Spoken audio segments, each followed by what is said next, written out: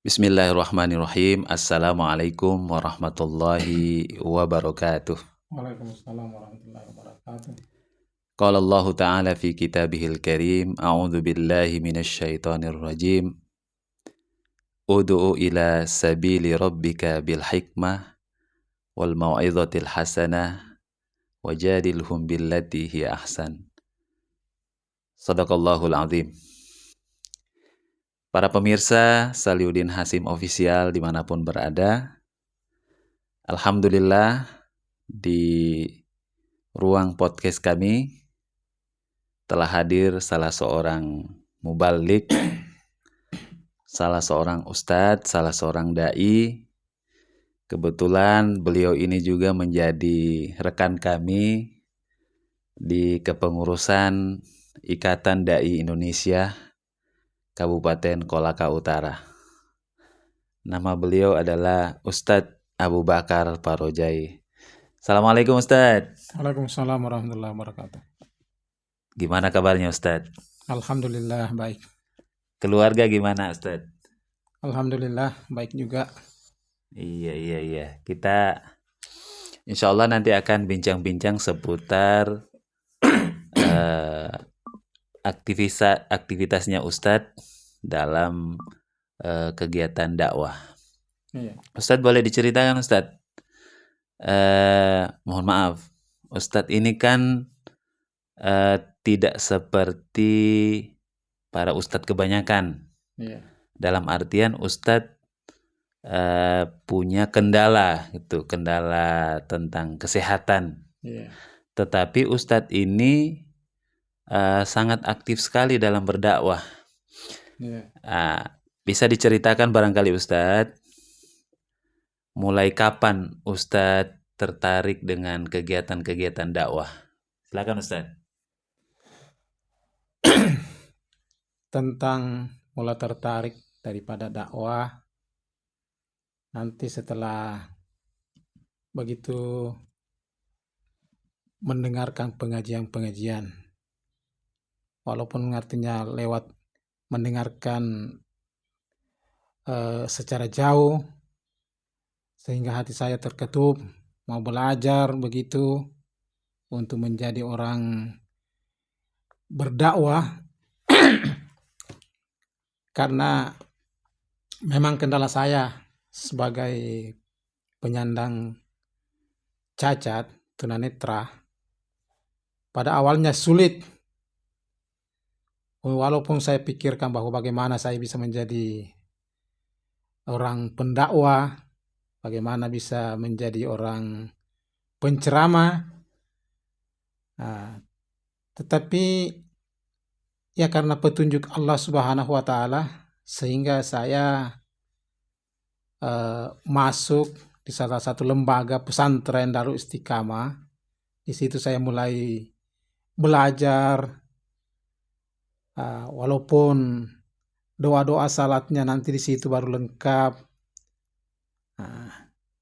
sehingga sampai saya menjadi orang yang masuk di dunia dakwah. Alhamdulillah, sampai saat sekarang ini menjadi khatib di setiap Jumatnya. Di setiap Jumatnya, alhamdulillah, dengan izin Allah Subhanahu wa Ta'ala. Itulah barangkali dikatakan oleh orang bahwa di mana ada kemauan, di situ ada jalan. Di situ ada jalan. Optimis yang mesti kita tanamkan atau mesti kita miliki agar supaya dapat kita menjadi orang yang baik di mata Allah Subhanahu wa Ta'ala, begitu pula juga di mata-mata orang yang agamawan yang kebanyakan. Itulah barangkali.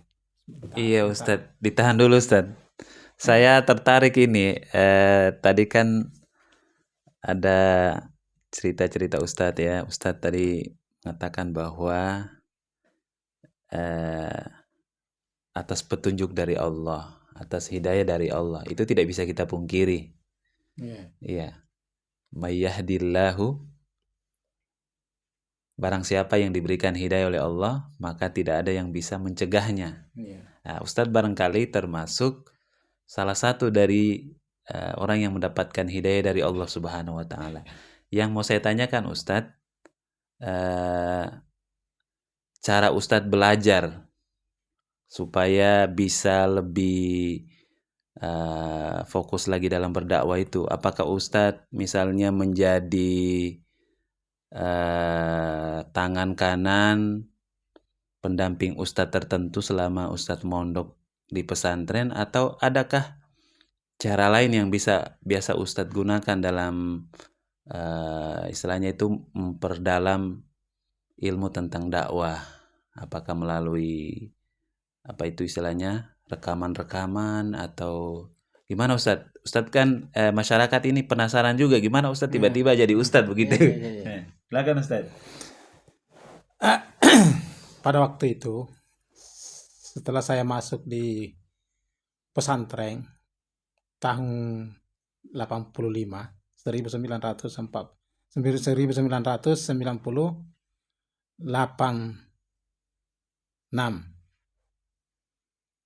Di situ saya mulai belajar.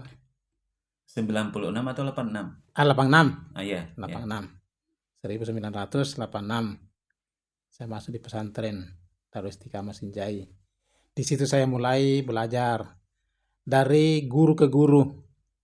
Artinya kalau sudah salat maghrib saya dihadapi tentang pertama doa salat. Nah, seterusnya tambahan-tambahannya itu bahan-bahan ceramah, materi-materi dakwah.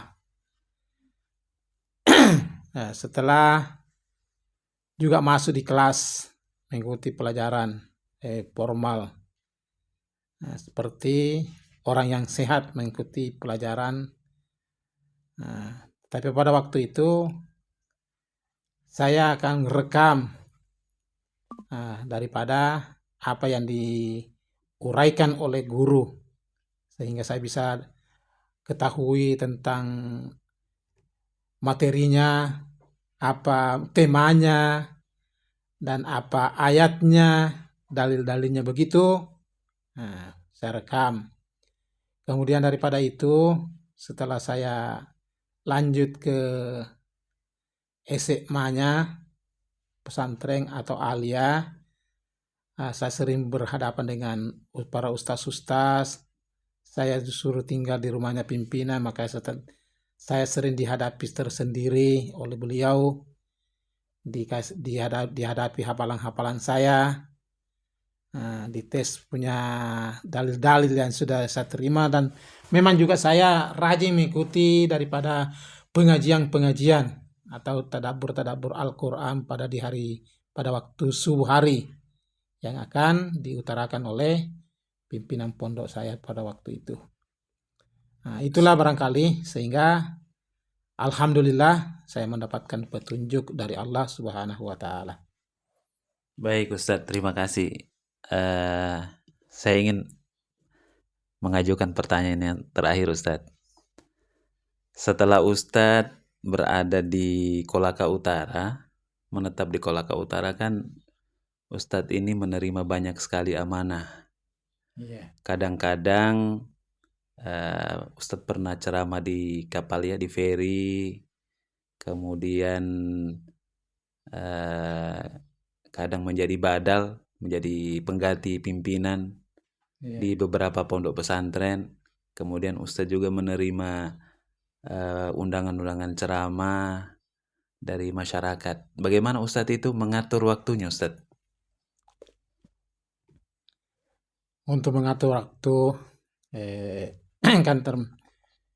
kan mulai saya menjadi mubalik di Peri, saya mendapatkan pesantren Darul Istiqamah Katoi mendapatkan tawaran dari anak koda kapal Peri pada waktu itu.